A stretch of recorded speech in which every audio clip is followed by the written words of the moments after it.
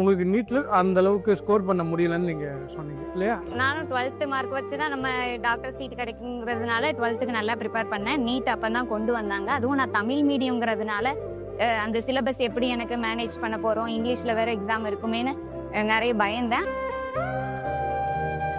இப்போ ஃபாரின்கிற ஒரு ஆப்ஷன் இருக்கிறதுனால அப்போ நான் அப்ராட் ட்ரை பண்ணுறேன் அப்படின்னு சொன்னேன் வீட்டில். நிறைய பேர் என்ன யோசிச்சாங்க, இவ்வளோ லட்சம் செலவு பண்ணி எதுக்கு பொம்பளை பிள்ளைய ஃபாரின் அனுப்புறேன்னு எங்கள் அப்பா கிட்டலாம் நிறைய பேர் கேட்டாங்க. நிறைய பேர் என்னை டீமோட்டிவேட் பண்ணாங்க. தமிழ் மீடியத்தில் இருந்துட்டு நீ அங்கே போய் எப்படி சர்வே பண்ணுவ, இங்கிலீஷை உனக்கு ஃப்ளூயண்ட்டாக வராது. நைட்டெல்லாம் அழுதுருக்கேன், ஆனால் அது வெளியில் தெரியாது.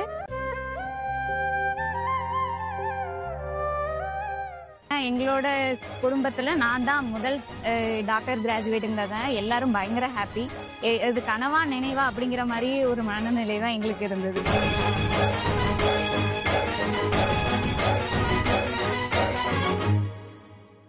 ஹலோ வியூவர்ஸ், இன்னைக்கு நம்ம கூட இருக்கக்கூடிய ஒரு ஸ்பெஷல் கெஸ்ட் ஒரு யங் டாக்டர். இவங்க ஒரு ஃபாரின் மெடிக்கல் கிராஜுவேட். இவங்க நேம் டாக்டர் சுமித்ரா. இவங்க ஃபாரின்ல MBBS முடிச்சுட்டு இந்தியாவில் சக்ஸஸ்ஃபுல்லாக FMG எக்ஸாம் கிளியர் பண்ணிட்டாங்க. இந்த ஜேர்னி எப்படி இருந்துச்சு, இதில் அவங்க என்ன மாதிரியான சேலஞ்சஸ்லாம் அவங்க வந்து ஃபேஸ் பண்ணாங்க, அது எப்படி ஓவர் கம் பண்ணாங்க, இப்படி பல கேள்விகளை உங்கள் சார்பாக நான் அவங்கள்ட்ட கேட்டு தெரிஞ்சுக்க போகிறேன். வணக்கம் டாக்டர் சுமித்ரா. ஹலோ சார், எல்லாருக்கும் வணக்கம். நான் டாக்டர் சுமித்ரா. என்னோட ஊர் திருநெல்வேலி மாவட்டம் தாளைத்து பக்கத்தில் நாரணமால்புரம்ங்கிற ஒரு கிராமம். நான் சின்ன வயசுல இருந்து பிறந்து வளர்ந்தது, ஸ்கூல் படித்தது எல்லாமே கிராமத்தில் இருக்கிற ஒரு கவர்மெண்ட் ஸ்கூல், தமிழ் மீடியம் தான். என்னோட அப்பா ராமசாமி, அவங்க வந்து ஒரு விவசாயி தான். அம்மா மல்லிகா, ஹவுஸ் ஒய்ஃப். என் கூட பிறந்தது ஒரு அக்கா, இன்ஜினியரிங் கிராஜுவேட் அவங்க. டாக்டர் சுமித்ரா, இப்போ எந்த வயசுல இருந்து நீங்கள் டாக்டர் ஆகணும் அப்படிங்கிற ஒரு எண்ணம் உங்களுக்கு வந்துச்சு? ஏன் வந்துச்சு? யார் உங்களை இன்ஸ்பயர் பண்ணாங்க? ஆக்சுவலி எனக்கு டாக்டர் ஆகணுங்கிறது சின்ன வயசு கனவு. ஏன்னா எங்கள் கிராமத்தில் ஹாஸ்பிட்டல் எதுவும் கிடையாது, எங்கள் ஊர்லேயும் யாரும் டாக்டர் கிராஜுவேட்டும் கிடையாது, என் ஃபேமிலிலையும் டாக்டர் கிராஜுவேட் இல்லை. சரி, ஓகே, நம்ம ஒரு டாக்டர் ஆகி நம்ம கிராமத்துக்கு கண்டிப்பாக ஒரு சேவை செய்யணுங்கிற ஒரு நோக்கத்தில் எனக்கு நம்ம டாக்டர் ஆகலாங்கிற ஒரு கனவு அப்போலேருந்து இருக்குது. ஓகே, இப்போ நீங்கள் வந்து 2017 +2 முடிச்சிங்க இல்லையா? அப்போ வந்து அப்போ தான் நீட் எக்ஸாம் அப்படிங்கிற ஒரு விஷயம் வந்து இன்ட்ரடியூஸ் ஆகுது, கரெக்டுங்களா? ஸோ +2ல நீங்கள் நல்ல மார்க் எடுத்திருக்கீங்க. நீட் வந்து அப்போ தான் இன்ட்ரடியூஸ் பண்ணதுனால உங்களுக்கு நீட்டில் அந்த அளவுக்கு ஸ்கோர் பண்ண முடியலன்னு நீங்கள் சொன்னீங்க இல்லையா? சரி, இப்போ இது உங்களுக்கு அந்த டைமில் எப்படி இருந்துச்சு? நானும் 12th மார்க் வச்சு தான் நம்ம டாக்டர் சீட் கிடைக்குங்கிறதுனால 12க்கு நல்லா ப்ரிப்பேர் பண்ணேன். நீட் அப்போ தான் கொண்டு வந்தாங்க. அதுவும் நான் தமிழ் மீடியம்ங்கிறதுனால அந்த சிலபஸ் எப்படி எனக்கு மேனேஜ் பண்ண போகிறோம், இங்கிலீஷில் வேறு எக்ஸாம் இருக்குமேன்னு நிறைய பயந்தேன். ஆனால் ஓரளவுக்கு மார்க்ஸ் கிடைச்சிது. பட் இந்தியாவில் சீட் கிடைக்கிற அளவுக்கு மார்க் வரல. ஓகே, அப்போ இப்போ இன்னைக்கெல்லாம் பார்த்தீங்க அப்படின்னா இப்போ 2025 இருக்கோம். இப்போ 7.5 கவர்மெண்ட் ஸ்கூல் பிள்ளைகளுக்கு ஃபஸ்ட் ஸ்டாண்டர்ட்லேருந்து +2 வரைக்கும் நீங்கள் படிச்சிருக்கீங்க. சப்போஸ் இப்போ இருந்தோம் உங்களுக்கு 7.5% கவர்மெண்ட் கோட்டாவில் ஃப்ரீ சீட் கிடச்சிருக்கோம். ஸோ உங்கள் டைமில் வந்து அது கிடைக்காதனால நீங்கள் வந்து ஆல்டர்னேட்டிவ் சாய்ஸ் நீங்கள் பார்க்க ஆரம்பிச்சிங்க. ஓகே, இப்போ எடுத்த உடனே நீங்கள் வந்து ஃபாரின்ங்கிற ஐடியா வந்துட்டீங்களா, இல்லை வேறு BDS, ஆயுர்வேதா இது மாதிரி ஏதாவது ட்ரை பண்ணீங்களா? ஆக்சுவலி என்னோட மார்க்ஸை வச்சுட்டு எனக்கு டாக்டர் ஆகணும்னு தான் ஒரே கனவு. வீட்டில் எல்லாரும் இல்லை நீட் மார்க்கு கம்மியாக இருக்குது அப்படிங்கிறப்ப யோசிச்சுட்டு இருந்தாங்க. அப்போ வேறு ஆப்ஷன் போவோமா, இன்ஜினியரிங்கோ இல்லை BDSோ அந்த மாதிரி ஏதாவது போகலாமான்னு கேட்டாங்க. நான் இல்லை, நான் டாக்டர் தான் ஆகணும், வேணா நான் நீட் ரிப்பீட் பண்ணுறேன், அந்த மாதிரி நிறைய குழப்பம் ஓடிட்டு இருந்தது. அப்போ தான் சரி, அப்போ ஃபாரின்கிற ஒரு ஆப்ஷன் இருக்கிறதுனால அப்போ நான் அப்ராட் ட்ரை பண்ணுறேன் அப்படின்னு சொன்னேன் வீட்டில். சரி, வீட்டில் நீங்கள் சொல்லிட்டீங்க, உடனே ஓகே போயிட்டு வாங்கன்னு சொல்லிட்டாங்களா? இல்லை, கண்டிப்பாக இல்லை. ஏன்னா நிறைய இது யோசிச்சாங்க இங்கே இருந்து. ஏன்னா இந்த கிராமத்துக்குள்ளே இருந்துட்டு நீ வெளிநாட்டில் போய் எப்படி சர்வே பண்ணுவ அப்படிங்கிற ஒரு பாதுகாப்புலாம் எப்படி இருக்கும் அப்படிங்கிற ஒரு பெரிய சந்தேகம்லாம் இருந்தது. வீட்டில் ஃபஸ்ட்டு ஒத்துக்கவே இல்லை. நான் இல்லை, எனக்கு டாக்டர் தான் ஆகணும், கண்டிப்பாக நான் என்னோட கனவை ஃபுல்ஃபில் பண்ணுவேன்னு சொல்லிட்டு நான் அப்ராட் சூஸ் பண்ணேன். ஓகே, சரி, அப்ராட் போயிட்டீங்க. போனதுக்கப்புறம் உங்களுக்கு வந்து அங்கே ஏதாவது ஹோம் சிக்னஸ் இருந்துச்சா? ஏன்னா இப்போ வந்து 2025 இந்த டைமில் ஓரளவு அவேர்னஸ் இருக்குது, வீடியோ கால்ஸ் பண்ண முடியும், நிறைய ஸ்டூடெண்ட்ஸ் வந்து அப்ராட் போகிறாங்க. நீங்கள் போனதெல்லாம் ஒரு பிகினிங் டைம் இல்லையா? பிகினிங் டைமில் உங்களுக்கு வந்து போதுமான அளவுக்கு அங்கே இந்தியன் ஸ்டூடெண்ட்ஸ் கிடைச்சாங்களா? உங்களுக்கு வந்து ஹோம் சிக்னஸ் ஏதாவது இருந்துச்சா? இருந்தால் அதை எப்படி நீங்கள் ஓவர் கம் பண்ணீங்க? ஆக்சுவலி சின்ன வயசுல இருந்து பேரண்ட்ஸ் விட்டு தனியாக எங்கேயுமே போனதில்லை. அப்போவும் ஒரு கொஸ்டின் கேட்டாங்க, நீ வீட்டை விட்டு தனியாக இருந்ததில்லை, அங்கே வெளிநாட்டில் போய் எப்படி மேனேஜ் பண்ணுவ அப்படின்னு சொல்லிட்டு. ஆனால் கனவை ஃபுல்ஃபில் பண்ணணும்னா நம்ம சில ரிஸ்க் எடுக்கணும், தியாகங்கள் பண்ணணும். அதனால சரி ஓகேன்னு சொல்லிட்டு நான் போனேன். பட் அந்த வீடியோ கால் அதெல்லாம் இருக்கிறதுனால மேனேஜ் பண்ணி கொஞ்சம் ஃபேமிலியோட அட்டாச் ஆகுற மாரி இருந்தது. சரிங்க. இப்ப நீங்க வந்து அங்க போனதுக்கப்புறம் லாங்குவேஜ் பேரியர்ன்னு ஏதாவது இருந்ததா? ஏன்னா இங்க வந்து நீங்க சொன்னதுபடி பார்க்கும்போது ஒரு வில்லேஜ்ல படிச்சிருக்கீங்க. ஃப்ரம் ஃபர்ஸ்ட் ஸ்டாண்டர்ட்லேருந்து +2 வரைக்கும் நீங்க வந்து தமிழ் மீடியம்ல படிச்சிருக்கீங்க. திடீர்னு அந்த சிலபஸ் எல்லாமே இங்கிலீஷ்ல இருக்கும். அதுவும் புது இடம், புது நாடு. இப்ப தமிழ்நாட்டுல படிச்சா கூட புரியாத நம்ம டீச்சர்ட்ட போய் நம்ம தமிழ்ல கேட்டு தெரிஞ்சுக்கலாம். இப்ப நீங்க அப்ராட் அப்படிங்கும்போது ஃபுல் அண்ட் ஃபுல் இங்கிலீஷ்ல தான் இருக்கும். இதுக்கு நீங்க என்ன மாரியான ஹோம் ஒர்க் பண்ணீங்க? என்ன மாரி சேலஞ்சஸ் உங்களுக்கு இருந்துச்சு? நெறைய பேர் என்ன டிமோட்டிவேட் பண்ணாங்க. தமிழ் மீடியத்துல இருந்துட்டு நீ அங்க போய் எப்படி சர்வை பண்ணுவ? இங்கிலீஷே உனக்கு ஃப்ளூயன்ட்டா வராது. வெளிநாட்டுல எங்க போனாலும் நீ காலேஜ் படிக்க போற, இல்ல வெளியில எங்க போனாலுமே இங்கிலீஷ் தெரிஞ்சிருக்கணுமே! அப்படின்னு சொல்லிட்டு நெறைய டிமோட்டிவேட்லாம் பண்ணாங்க. பட் இருந்தாலும் ஸ்டார்ட்டிங் கொஞ்சம் கஷ்டமா இருந்தது. நம்ம போடுற எஃபர்ட்ல நான் கொஞ்சம் ஹார்ட் ஒர்க் பண்ணேன். ஓகே நம்மளால முடியும். நமக்கு இருக்கிற ஆப்ஷன் இதுதான் சொல்லிட்டு அப்படி போக போக அப்படி பிக்கப் ஆயிருச்சு. அது ஒண்ணும் பெரிய இஷ்யூவா எனக்கு தெரியல. ஓகே. வேற ஏதாவது இங்கிலீஷ்க்கு தனியா நீங்க ஏதாவது கிளாஸஸ் போனீங்களா? இல்ல கிளாஸ் போல. YouTubeல இருக்க ஃப்ரீ சேனல்ஸ் அந்த மாரி பார்த்து ஸ்டடீஸ் அந்த டைம் போக இங்கிலீஷும் சைட் பை சைடு அப்படி கத்துக்கிட்டேன். Okay, okay. இப்ப அப்ராட்ல போதுமான அளவுக்கு உங்களுக்கு கிளினிக்கல் எக்ஸ்போஷர் கிடைச்சதா? ஃபர்ஸ்ட்டு இருக்கிற வருஷங்கள்லாம் நார்மலா தியரி கிளாஸஸ்லாம் போயிட்டு இருந்தது. சைட் பை சைடு கிளினிக்கல் கிளாஸும் இருந்தது. லாஸ்ட் 1 இயர் இன்டர்ன்ஷிப் ஃபுல்லாவே ஹாஸ்பிட்டல் பேஸ்டா தான் இருந்தது. ஓகே. போதுமான அளவுக்கு பேஷண்ட் ஃப்ளோ எல்லாமே இருந்துச்சு இல்லையா? நான் படிச்ச நாட்ல வந்து மோஸ்ட்டா எல்லாத்துக்குமே இங்கிலீஷ் ஒரு லாங்குவேஜா தெரிஞ்சது. அதனால இங்கிலீஷ் மேனேஜ் பண்ணிக்கிட்டேன். இப்ப மத்த சில கண்ட்ரீஸ்லலாம் அவங்களோட லாங்குவேஜ் கத்துக்க மாரி இருந்தது. பட் அது இருந்தாலும் கிளினிக்கல் பிராக்டிஸ்க்கு அது ரொம்ப ஈஸியா இருக்கும் உங்களுக்கு. சரி. இப்ப அப்ராட்ல போனதுக்கு அப்புறம் தான் உங்களுக்கு வந்து எஃப்எம்ஜிஇ எக்ஸாம் இருக்குன்னு தெரியுமா? இல்ல போறதுக்கு முன்னாடியே உங்களுக்கு வந்து இந்த எஃப்எம்ஜிஇ எக்ஸாம் பத்தி தெரியுமா? அ போறதுக்கு முன்னாடியே சீனியர்ஸ் எல்லாம் சொன்னாங்க, இந்த மாரி எக்ஸாம் இருக்கும் அப்படிங்கிறது. அது ரொம்ப கஷ்டமா இருக்கும். அந்த மாரி அதையும் நெறைய பேர் பயமுறுத்துனாங்க. சில சீனியர்ஸ்ட்ட பேசுறப்ப, நம்ம ஹார்ட் ஒர்க் பொறுத்து தான் அந்த எக்ஸாம் பாஸ் பண்ற மாரி. நம்ம 5 வருஷமா அங்க என்ன படிக்கிறோமோ, அத தான் நம்ம கடைசியா இங்க வந்து இந்தியால என்ட்ரன்ஸ் எக்ஸாம் எழுத போறோம். ஸோ அது எனக்கு ஒரு பெரிய இஷ்யூவா நம்ம படிக்க போறோம். படிச்சு முடிச்சுட்டு வந்து அந்த படிச்சது தானே எழுத போறோம். அப்ப நம்ம எதுக்கு பயப்படணும் அப்படிங்கிற மாரி நான் நெனச்சேன். ஓகே. இப்ப ட்ரீம் இருக்கும் எல்லாத்துக்கும். டாக்டர் ஆகும்போது நம்ம இப்படிலாம் இருக்கணும். நம்மளோட ஸ்டடீஸ் இப்படி இருக்கணும்னு ஒரு கனவோட அங்க போயிருப்பீங்க. ஏதாவது உங்களுக்கு அங்க ஷாக்கிங்கா இருந்துச்சா? அங்க போய் லேண்ட் ஆனதுக்கப்புறம் நம்ம எப்படியோ கனவு கண்டு வந்தோமே! ஆனா இங்க எல்லாமே டோட்டலா டிஃபரெண்ட்டா இருக்கே! அப்படிங்கிற மாரி ஏதாவது ஷாக்கிங் எலிமெண்ட் உங்களுக்கு இருந்துச்சா அப்ராட்ல? இல்ல அந்த மாரி எனக்கு எதுவுமே தெரியல. எனக்கும் இருக்கிற ஒரே தாட் நம்ம இங்க படிக்க வந்திருக்கோம். நம்மளோட ட்ரீம ஃபுல்ஃபில் பண்ண வந்திருக்கோம். அத நம்ம தெளிவா இருந்து அத படிச்சு முடிச்சுட்டு போகணும்னு தான் என்னோட ஒரே ஒரு நோக்கமா இருந்தது. ஓகே. இப்ப பொதுவாவே நம்ம இங்க பேரண்ட்ஸோட இன்டராக்ட் பண்ணும்போது, பொம்பள புள்ளையா இருக்கா? இல்ல அவ்வளோ தூரம் அனுப்பணுமான்னு ஒரு கேள்வி வருது. இப்ப உங்களுக்கு அந்த மாரி கேள்வி வந்திருக்கும். இல்லையா? அப்படிப்பட்டவங்களுக்கு உங்களோட பதில் என்னவா இருக்கும்? நெறைய பேர் என்ன யோசிச்சாங்க, இவ்ளோ லட்சம் செலவு பண்ணி எதுக்கு பொம்பள பிள்ளைய ஃபாரின் அனுப்புறேன்னு எங்க அப்பா கிட்டலாம் நெறைய பேர் கேட்டாங்க. அந்த செலவுக்கு இவள கல்யாணம் பண்ணி குடுத்துரலாமே அப்படின்னு ஒரு யோசனை வந்தது. ஆனா என்னோட கனவ எங்க அப்பா நிறைவேத்தணும்னு நெனச்சதுனால, என்ன அவங்க ஒரு விவசாயி தான். இருந்தாலும் என்னைய இவ்ளோ செலவு பண்ணி படிக்க வச்சாங்க. இதே மாரி நெறைய பேரண்ட்ஸ்க்கு இருக்கும். இவ்ளோ செலவு பண்ணி எதுக்கு அனுப்புறீங்க? அதுக்கு கல்யாணம் முடிச்சு வச்சிரலான்னு. தயவு செஞ்சு அப்படி யோசிக்காதீங்க. உங்களோட பிள்ளைங்களோட கனவ நீங்க தான் நிறைவேத்தணும். சரி. உங்க ட்ரீம அச்சீவ் பண்றதுக்கு உங்களுக்கு நெறைய தடைகள் சொன்னீங்க. ஃபர்ஸ்ட்டு வந்து உங்க ஊர தாண்டி நீங்க போனதில்ல. அதுக்கு உங்களோட பேரண்ட்ஸ் சப்போர்ட் பண்ணாங்க. அதுக்கு அடுத்து உங்களோட லாங்குவேஜ். இங்கிலீஷ் தமிழ் மீடியம்ல படிச்சு, இங்கிலீஷ் மீடியம்க்கு நீங்க அடாப்ட் பண்ணது செகண்ட் சேலஞ்ச். இத தாண்டி புதுசா ஒரு சேலஞ்ச் வந்து 21, 22ல வந்துச்சு. COVID-19. இது வந்து எல்லா ஸ்டடீஸையும் பாதிச்சது. அதே போல பார்த்தீங்க அப்படின்னா, ஒரு மெடிக்கல் ஸ்டூடண்ட்ஸ்க்கு அது வந்து அந்த டைம்ல ஒரு பெரிய சேலஞ்சா இருந்துச்சு. அந்த அனுபவத்த பத்தி கொஞ்சம் சொல்லுங்க. ஆக்சுவலி அது ஒரு பெரிய பேனிக் அட்டாக் தான் எங்களுக்கெல்லாம். நான் நல்லா ஸ்மூத்தா காலேஜஸ் எல்லாம் போயிட்டு இருக்கப்ப, திடீர்னு கோவிட் வந்தது. லாக்டவுன் போட்டாங்க. எல்லாரும் எங்களோட கண்ட்ரீஸ்க்கே திரும்ப போக சொல்லிட்டாங்க. மறுபடி வந்ததுலேருந்து எ எ ஆன்லைன்ல தான் கிளாஸ் போயிட்டு இருந்தது. இந்தியன் கவர்மெண்ட் என்ன சொல்லிட்டாங்கன்னா, இன்டர்ன்ஷிப்லாம் ஆன்லைன்ல பண்ணா வி வோன்ட் அக்செப்ட்ன்னு சொல்லிட்டாங்க.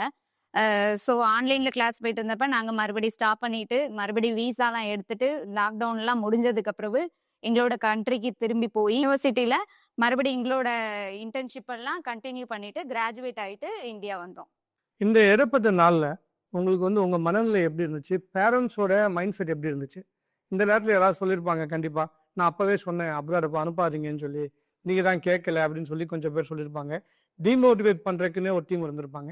இதை எப்படி ஓவர் கம் பண்ணீங்க? ஆக்சுவலி இந்த டிமோட்டிவேட்டிங்கிறது ஸ்டார்டிங்ல இருந்து எல்லாமே பண்ணிட்டு இருந்தீங்க. ஒரு பொம்பளை பிள்ளைய எப்படி போவ, நீ ஒரு தமிழ் மீடியம் எப்படி போவ, அந்த மாதிரிலாம். இது கோவிட் வந்ததுனால அது சொல்றதுக்குன்னே நிறைய பேர் வந்தாங்க. இதுதான் நான் அப்பவே சொன்னேன், எதுக்கு அனுப்புனீங்கன்னு.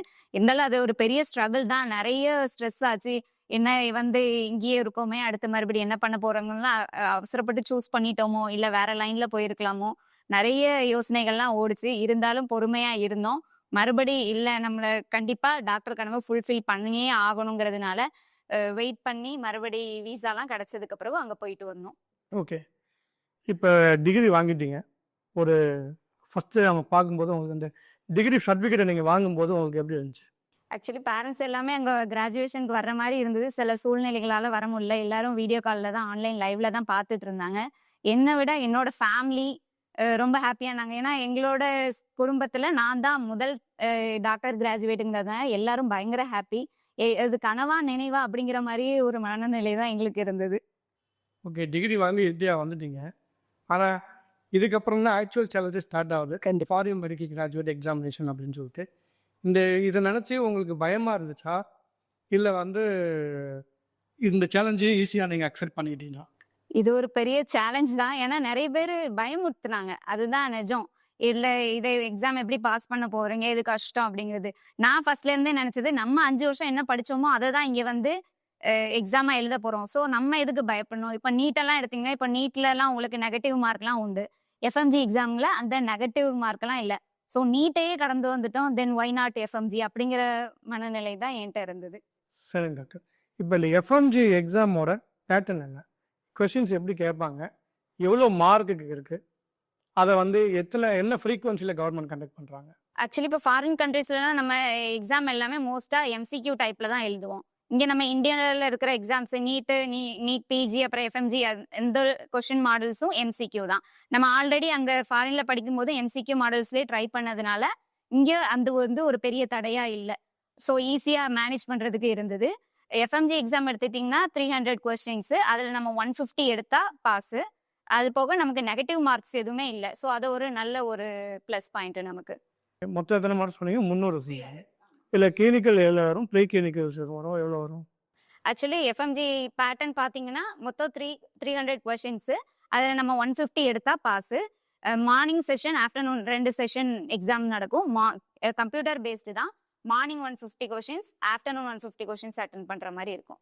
இதில் என்ன மாதிரி சப்ஜெக்ட்ஸ் உங்களுக்கு இருக்குது? நம்ம அங்கே என்ன படித்தோமோ அதே 19 சப்ஜெக்ட்ஸ் தான் இங்கேயும் வரப்போகுது. மேஜர் சப்ஜெக்ட், மைனர் எல்லாமே இன்க்ளூடடாக இருக்கும். உங்களுக்கு சேலஞ்சாக இருந்தக்கூடிய சப்ஜெக்ட் என்ன? எனக்கு internal medicine. Okay. So internal medicine உங்களுக்கு டஃப்பாக இருந்துச்சு. பொதுவாக உங்களை மாதிரி ஃபாரின் மெடிக்கல் கிராஜுவேட்ஸ்க்கு எந்த சப்ஜெக்ட்னா கொஞ்சம் பயம்? இன்டர்னல் மெடிசன் தான் என்னை பொறுத்த வரைக்கும் கொஞ்சம். ஓகே. உங்கள் ஃப்ரெண்ட்ஸ்க்கு எல்லாத்துக்கும்? சில பேருக்கு ஃபார்மகாலஜி அந்த மாதிரி. அப்படி இப்போ எஃப்எம்ஜி எக்ஸாமோட பேட்டர்ன் சொல்லிட்டீங்க. இதோட ஃப்ரீக்வன்சி என்ன? ஆக்சுவலி இது இயர்லி ட்வைஸ் நடக்கும். December session, July session 2 session நடக்குது. ஓகே. ஸோ நார்மலாக இந்த எஃப்எம்ஜி எக்ஸாம் நீங்கள் எழுத போகிறதுக்கு முன்னாடி உங்கள் மனநிலை எப்படி இருந்துச்சு? அந்த ப்ரிப்பரேஷன் எப்படி இருந்துச்சு உங்களுக்கு? ஆக்சுவலி எல்லாரும் உண்மையை சொல்லணும்னா பயமுறுத்தி விடுவாங்க அவங்கள. இதே ரொம்ப எக்ஸாம் எதுவுமே மைண்டில் வாங்கக்கூடாது. நம்ம படிச்சிருக்கோம், அந்த நம்ம எவ்வளோ ஹார்ட் ஒர்க் இந்த 5 வருஷத்துல எவ்வளோ ஹார்ட் ஒர்க் பண்ணியிருக்கோமோ அதோட ரிசல்ட்டை நம்ம இங்கே எதிர்பார்க்குறோம். ஸோ எந்த ஒரு ஸ்ட்ரெஸ்ஸும் இல்லாமல் நம்ம படித்ததை நம்ம எழுத போகிறோம் அப்படிங்கிற ஒரு மனநிலைமையில பயத்தை முதல்ல தூக்கி போட்டேன். ஃபர்ஸ்ட்டு சீனியர்ஸ் எல்லாம் ரொம்ப பயமுறுத்தி விட்டாங்க, இல்லை இது கஷ்டம் அப்படின்னு. எதுவுமே இல்லை, நான் படிச்சிருக்கேன், நான் பாஸ் பண்ண போகிறேன் அப்படிங்கிற ஒரு மைண்ட் செட் மட்டும்தான் என்கிட்ட இருந்தது. இப்போ வருஷத்துக்கு 2 டைம் இந்த எக்ஸாம் நடக்கிறதா சொன்னீங்க. நீங்கள் எந்த எக்ஸாம் நீங்கள் அட்டன் பண்ணீங்க? எந்த மந்த்தில் வந்துச்சு? செஷன் அட்டென்ட் பண்ணேன். Okay okay. இப்போ 2 செஷனாக நடக்குது இல்லைங்களா, மார்னிங் ஈவினிங். சப்போஸ் இந்த மார்னிங் எக்ஸாம் ஈஸியாக இருந்துச்சுன்னா செகண்ட் அந்த எக்ஸாமும் உங்களுக்கு வந்து ஒரு ஹாப்பியாக போய் அட்டன் பண்ணுவீங்க. இன்கேஸ் மார்னிங் எக்ஸாமும் டஃப்பாக இருந்துச்சு அப்படின்னா உங்களுக்கு உள்ள ஒரு சின்ன ப்ரெஷர் இருக்கும், விட்ட மார்க்கையும் நீங்கள் அடுத்த செஷனில் எடுக்கணும் அப்படின்னு சொல்லிட்டு. இது மாதிரி உங்களுக்கு ஆச்சா? அன்னைக்கு எப்படி இருந்துச்சு நாள்? அட்டன் பண்றப்ப மார்னிங் செஷன் கொஞ்சம் இன்டர்மீடியேட்டா தான் இருந்தது, ரொம்ப ஹார்டா இல்ல. ஸோ நான் ஈஸியா அட்டன் பண்ணிட்டு ஓகே எதுவா இருந்தாலும் பாத்துக்கலாம் அப்படிங்கிற ஒரு மைண்ட் செட்ல தான் நெக்ஸ்ட் செஷனை அட்டன் பண்ணேன். சரி, இந்த எக்ஸாம் எழுதுறதுக்கும் ரிசல்ட் வரக்கும் எவ்வளோ டியூரேஷன் இருந்துச்சு கேப்? எனக்கு ஒரு 15 டேஸ் தான் இருந்தது. நான் எழுதின ஒரு 15 டேஸ் ரிசல்ட் வந்துருச்சு. ஓகே. இந்த 15 டேஸ் வந்து நீங்கள் பதட்டமாக இருந்தீங்களா, இல்லை வந்து கான்ஃபிடென்ட்டாக ஓகே எனக்கு வந்து நான் எழுதின மார்க் வந்துடும் ஐ எம் ஹாப்பி அப்படின்ட்டு? உள்ளுக்குள்ள சின்ன ஒரு பயம் இருந்துச்சு. ஏன்னா நான் இந்த இத்தனை வருஷமும் நம்ம போட்ட எஃபர்ட்டுக்கான ஒரு ரிசல்ட்ட நம்ம வெயிட் பண்ணி பார்த்துட்டு இருக்கோம். ஸோ அப்படிங்கிற ஒரு ஒரு சின்ன ஒரு பயம் எனக்குள்ள இருந்தது. பட் என்ன இருந்தாலும் நம்ம அதுல இருந்து பார்த்துக்கலாம் அப்படிங்கிற ஒரு இதுல தான் இருந்தது. ஓகே. இப்போ ரிசல்ட் வந்துருச்சு. யார் உங்களுக்கு பார்த்து சொன்னாங்க? ரிசல்ட் என்னவா இருந்துச்சு? ரிசல்ட்ட நான் தான் முதல்ல பார்த்தேன். வீட்ல யாருக்கும் சொல்லல. ஃபர்ஸ்ட்டு நம்ம பார்ப்போம் அப்படின்னு சொல்லிட்டு தான் பார்த்தோனே என் கண்ணெல்லாம் அப்படி ரொம்ப கலங்கிருச்சு. கலந்தது ஃபர்ஸ்ட்டு எங்க அப்பாக்கு தான் கால் பண்ணேன். கால் பண்ணிட்டு எனக்கு வார்த்தையே சொல்ல வரல. எ எ அவங்களுக்கும் எக்ஸாம் அன்னைக்கு ரிசல்ட்டுன்னே தெரியாது. சடனா தான் ரிலீஸ் பண்ணாங்க ரிசல்ட்டு. டக்குன்னு பார்த்ததும் பாஸ்னோனே என்னால கண்ணெல்லாம் கலங்கிருச்சு. உட்காந்து காடுக்கு ப்ரேயர் பண்ணேன். ப்ரேயர் பண்ணிட்டு எங்க அப்பாக்கு தான் ஃபர்ஸ்ட்டு கால் பண்ணேன். கால் பண்ணிட்டு இந்த மாரி பாஸ்னோனே அவங்கலாம் ரொம்ப ஹாப்பி. நான் அப்ப அவங்க கூட இல்ல. உடனே மறுநாளே என்ன பார்க்க வந்துட்டு ஸ்வீட்ஸ் எல்லாம் வாங்கிட்டு வந்து செலிப்ரேட் பண்ணோம். ஒரு பீயிங் எ கேர்ள் ஒரு வில்லேஜ்ல இருந்து ட்ரீம் மட்டும் இருந்தா, ஃபோக்கஸ் மட்டும் இருந்தா எதையும் அச்சீவ் பண்ணலாம் அப்படிங்கிறதுக்கு நீங்க ஒரு பெரிய எக்ஸாம்பிளா இருக்கீங்க. ஸோ நெக்ஸ்ட் உங்களோட கோல் என்ன? பிஜி என்ன பண்ண போறீங்க? நெக்ஸ்ட் 5 இயர்ஸ்ல டாக்டர் சுமித்ராவை நாங்க எங்க பார்க்கலாம்? பிஜி பண்ணணும். கண்டிப்பா அதுக்கான ப்ரிப்பரேஷன்ஸ் போயிட்டு இருக்கு. நெக்ஸ்ட் செஷன்ல நீட் பிஜி அட்டெண்ட் பண்ணுவேன். எனக்கு வந்துட்டு ஓஜி எடுக்கலான்னு ஒரு மைண்ட் செட் இருக்கு. பார்ப்போம் result. All the best doctor. கண்டிப்பா நீங்க நினைச்ச மாதிரியே நீங்க நீட் பிஜிலையும் நல்ல ஸ்கோர் எடுத்து ஓஜி எடுத்து நீங்க ஒரு நல்ல ஒரு டாக்டரா வரணும் அப்படின்னு சொல்லிட்டு நாங்க எங்க டீம் சார்பாக உங்களை நாங்கள் விஷ் பண்ணிக்கிறோம்.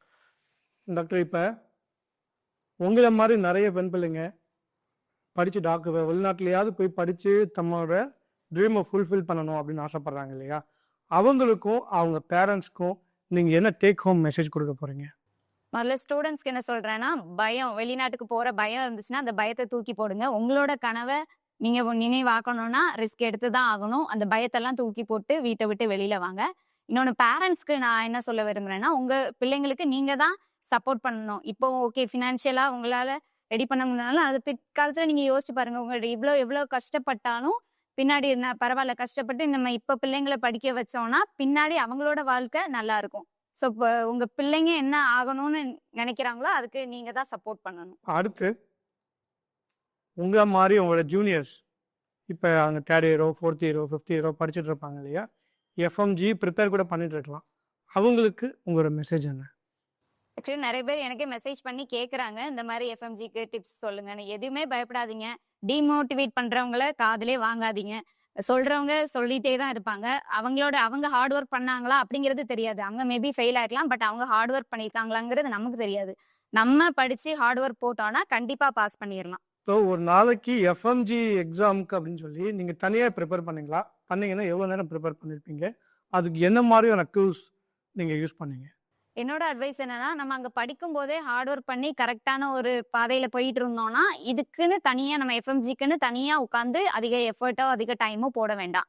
நம்ம அங்க படிக்கும் போதும் கரெக்டா அதுக்கு சைட் பை சைடு படிச்சுட்டு வந்து இங்க வந்து கொஞ்சம் ஒரு எஃபர்ட் போட்டா கூட கண்டிப்பா பாஸ் பண்ணிடலாம். நான் இதுக்கு தனியா எந்த ஆப்பும் அந்த மாதிரி எதுவும் சப்ஸ்கிரைப் பண்ணல. அங்க படிச்சது போக யூடியூப்லயே நிறைய ஃப்ரீ வீடியோஸ்லாம் லெக்சர்ஸ் இருக்கு. ஸோ அந்த மாதிரி படிச்சு நான் என்னோட ஓன் ஹார்ட் ஒர்க்கால பாஸ் பண்ணேன். Okay doctor. ஸோ நீங்கள் சொல்கிறபடி பார்த்தோம்னா பசங்க அங்கே படிக்கும்போது சரியாக படிக்கணும், கிளாஸ் பங்க் பண்ணாமல். இங்கே எப்படி அவங்க வந்து அந்த ட்ரீமோட போகிறாங்க, அந்த ட்ரீமை வந்து எந்த இடத்துலையும் டீவியேட் ஆகாமல் இருந்தாங்க, ஹார்ட் ஒர்க் பண்ணாங்கனாலே வந்து ஈஸியாக கிளியர் பண்ண முடியும். எஃப்எம்ஜிக்குன்னு தனியா உட்காந்து டைம் வேஸ்ட் பண்ண வேண்டாம். அங்க படிக்கும் போதே கரெக்டா படிச்சுட்டோம்னா இங்க வந்து ஃபர்ஸ்ட் அட்டெம்ப்ட்லயே நிறைய பாஸ் பண்ணவங்களும் இருக்கிறாங்க. ஓகே. ஸோ உங்களை மாதிரி நிறைய எக்ஸாம்பிள்ஸ் இருக்காங்க. சரிங்க டாக்டர். டாக்டர், இப்போ பேரண்ட்ஸ் சார்பாக ஒரு முக்கியமான கேள்வி. இப்போ அப்ராட் எஜுகேஷன் அப்படின்னு எடுத்தாலே பேரண்ட்ஸ் பயப்படக்கூடிய ஒரு முக்கியமான விஷயமே இந்த எஃப்எம்ஜி எக்ஸாம் தான். எஃப்எம்ஜி எக்ஸாமோட பாசிங் ரேஷியோ அப்படிங்கிறது ரொம்ப கம்மியாக இருக்குது. ஸோ இதுக்கு உங்களோட பதில் என்ன? அப்படி நினைக்கக்கூடிய பேரண்ட்ஸ்க்கும் ஸ்டூடெண்ட்ஸ்க்கும் நீங்கள் சொல்லக்கூடிய டிப்ஸ் என்ன?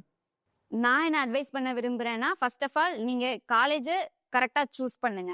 2வது நீங்க அங்க மெடிக்கல் ஃபீல்டு இவ்வளோ பெரிய ஒரு படிப்பை படிக்க போறீங்க. அதுக்கு டெடிகேஷனா அங்க உட்காந்து நீங்க ஹார்ட் ஒர்க் பண்ணணும். ஸோ அங்க இருக்கிற பீரியட்ல நீங்க கரெக்டா ஹார்ட் ஒர்க் பண்ணி படிச்சாலே இங்க வந்து எஃப்எம்ஜியை பத்தி நீங்க பயப்பட வேண்டிய அவசியம் இல்லை. நம்ம போனதுக்கான பர்பஸ் ஸ்டூடெண்ட்ஸ் விசால படிக்கிறதுக்காக. ஸோ டூரிஸ்டா இல்லாம போன வேலையை கரெக்டா முடிச்சு 5 வருஷமும் ஹார்ட் ஒர்க் பண்ணி டெடிகேஷனா இருந்தாலே இங்க வந்து எஃப்எம்ஜி எக்ஸாம் கிளியரா பாஸ் பண்ணிடலாம். Yes doctor. நீங்கள் பேசும்போது சொன்னீங்க, நீங்கள் உங்கள் வில்லேஜ் தான் உங்கள் ஸ்கூலிங்ஸ் ஃபுல்லாகவே இருந்திருக்கு இல்லையா? அப்போ நீங்கள் வந்து ஒரு டே ஸ்காலர். அப்போ திடீர்னு ஒரு ஹாஸ்டல் லைஃப்பை எப்படி அடாப்ட் பண்ணீங்க? அங்கே இருக்கக்கூடிய ஃபுட்டு, ரூம்மேட்ஸ் இவங்களோட எப்படி உங்களுக்கு அடாப்ட் பண்ண முடிஞ்சுது? ஆக்சுவலா அது கஷ்டமா தான் இருந்தது. அம்மா, அப்பாவ இதுவரைக்கும் பிரிஞ்சதே இல்ல. 12th வரைக்கும் கிராமத்திலேயே அந்த ஒரு தெருவுக்குள்ளேயே ஓடி ஆடி விளையாண்டுட்டு, ஒரு வெளிநாடு போனதும் கஷ்டமா தான் இருந்தது. பட் இருந்தாலும் நம்ம ட்ரீம்க்காக வந்திருக்கோம். நெறைய நைட்டெல்லாம் அழுதுருக்கேன். ஆனா அது வெளியில தெரியாது. இருந்தாலும் நம்ம முடிச்சுட்டு போகணுங்கிற அந்த ஒரு டெடிகேஷன் இருந்ததுனால, என்னால அதுல இருந்து கோப் அப் பண்ண முடிஞ்சது. எந்த இடத்துலயாவது நம்ம தமிழ் மீடியம்ல வந்திருக்கோம் அப்படின்னு சொல்லி உங்களை நீங்கள் செல்ஃப் டிஸ்கிரிமினேஷனோ அல்லது உங்கள் ஃப்ரெண்ட்ஸோ இல்லை கூட படிக்கிறவங்க வேறு யாராவது வந்து உங்களை எதாவது இடத்துல இன்சல்ட் ஆயிருக்கீங்களா? அப்படி ஆயிருந்தீங்க அப்படின்னா அதை எப்படி ஓவர் கம் பண்ணீங்க? ஆக்சுவலா நான் அப்ராட் போகணும்னு சூஸ் பண்ணேன். இந்த விசா ப்ராசஸ்லாம் ஆரம்பிக்கிறதுக்கு முன்னாடியே சைட் பை சைடு சும்மா யூடியூப்ல வீடியோஸ் அந்த மாதிரி இங்கிலீஷ் என்னோட நாலேஜை நான் வளர்த்துக்கிறதுக்கு ஸ்டார்ட் பண்ணிட்டேன். ஸோ அங்கே போனதும் எனக்கு கொஞ்சம் பயமா இருந்தது. ஆனா நான் வெளியில காமிக்கல. தப்போ ரைட்டோ நான் பேசுவேன் அப்படிங்கிற ஒரு கான்ஃபிடென்ஸோட நான் இருந்தேன். உங்கள் யூனிவர்சிட்டியில் பல கண்ட்ரிலேருந்து ஸ்டூடெண்ட்ஸ் வந்திருக்கலாம், நேட்டிவ் பீப்புளும் இருந்திருக்கலாம், இந்தியாவிலேருந்தும் பல ஸ்டேட்ஸ் பல டிஸ்ட்ரிக்ட்லேருந்து ஸ்டூடெண்ட்ஸ் வந்திருப்பாங்க. From different boards, CBSE, ICSE, state board எல்லாமே வந்திருப்பாங்க. ஸோ அவங்க மத்தியில் நீங்கள் எப்படி உங்களை கம்ப்ளீட் பண்ணீங்க? உங்கள் கிளாஸில் நீங்கள் வந்து எந்த மாதிரியான ஸ்டூடெண்ட்டாக இருந்தீங்க? ரொம்ப பிரைட் ஸ்டூடெண்ட்டா இல்லை ஆவரேஜ் ஸ்டூடெண்ட்டா?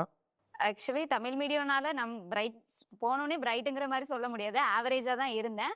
பட் போக போக என்ன நானே இம்ப்ரூவ் பண்ணிக்கிட்டேன் அப்படிங்கிறது தான் நான் சொல்லலாம். இது வந்து ஒரு ரேட்டிங் ஒரு கிரேட் அப்படின்னா ஒரு அவுட் ஆஃப் 10 மேக்ஸிமம் 10 பாயிண்ட் வைங்களேன், உங்களுக்கு எத்தனை பாயிண்ட் கொடுப்பீங்க ஆஸ் அ ஸ்டூடெண்ட்டா யூனிவர்சிட்டியில்?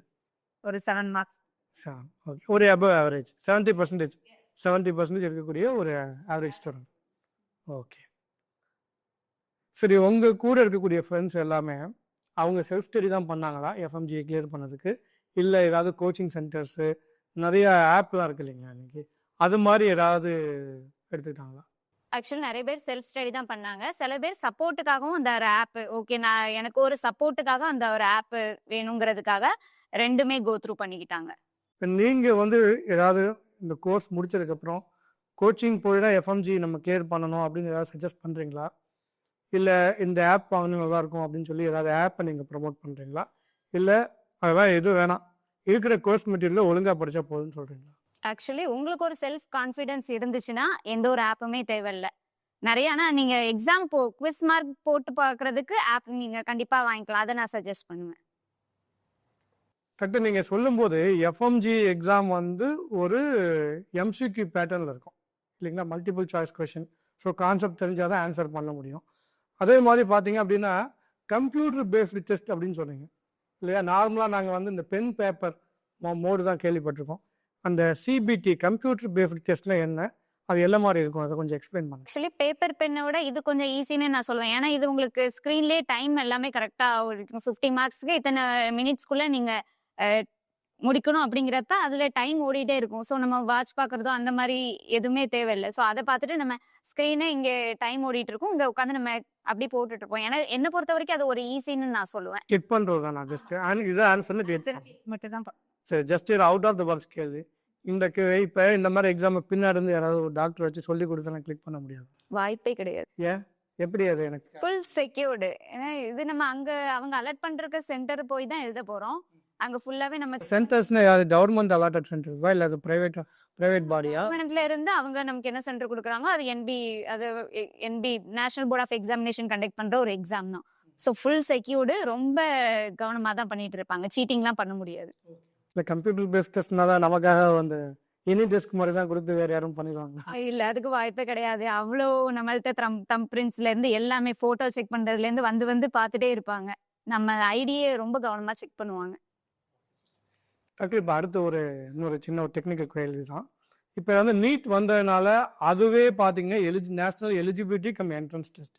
இப்போ உங்களுக்கு தனியாக எலிஜிபிலிட்டி சர்டிஃபிகேட்னு ஏதாவது வாங்கினீங்களா நீங்கள்? இல்லை இந்த நீட்டோட ஸ்கோர் கார்டு அட்மிட் கார்டை வச்சு நீங்கள் இங்கே எக்ஸாம் எழுதிட்டீங்களா? நீட்டுக்கு முன்னாடி போன வரைக்கும் நம்ம இந்தியாவில் எலிஜிபிலிட்டி சர்டிஃபிகேட் தனியாக நம்ம அங்கே ஃபாரின் போனதுக்கப்புறம் வாங்க வேண்டியது இருந்தது. ஆனால் இப்போ நீட் பாஸ் பண்ணிட்டு போகிறதுனால அந்த எலிஜிபிலிட்டி சர்டிஃபிகேட் தனியாக தேவையில்லை. ஓகே, நான் உங்களுக்கு என்ன சொல்ல ஆசைப்படுறேன்னா, உங்களோட ஃபீல்டை நீங்கள் விரும்பி சூஸ் பண்ணுங்க. ஒன்ஸ் நீங்கள் சூஸ் பண்ணிட்டீங்கன்னா செகண்ட் தாட்டுக்கு போகாதீங்க. அதே ஒரு பாத்தில் டெடிகேஷனாக ஹார்ட் ஒர்க் பண்ணுங்க. கண்டிப்பாக நீங்களும் அச்சீவ் பண்ணலாம். இப்போ உங்களோட மனநிலைமை எப்படி இருந்ததோ, நான் ஜாயின் பண்ணும்போதும் என்னோட மனநிலையும் அதே மாரி தான். என்னோட மைண்ட்ல நெறைய கொஸ்டின்ஸு, நெறைய தடைகள் வரதான் செய்யும். அதெல்லாம் ஏறி மிதிச்சுட்டு நீங்க தான் முன்னேறி போயிட்டே இருக்கணும். Thank you doctor Sumitra. இவ்வளோ நேரம் வந்து எங்களோட வியூவர்ஸ்க்காகவும், அவங்க சார்பா நான் கேட்ட கேள்விக்கு எல்லாமே பொறுமையா நீங்க வந்து ஆன்சர் பண்ணீங்க.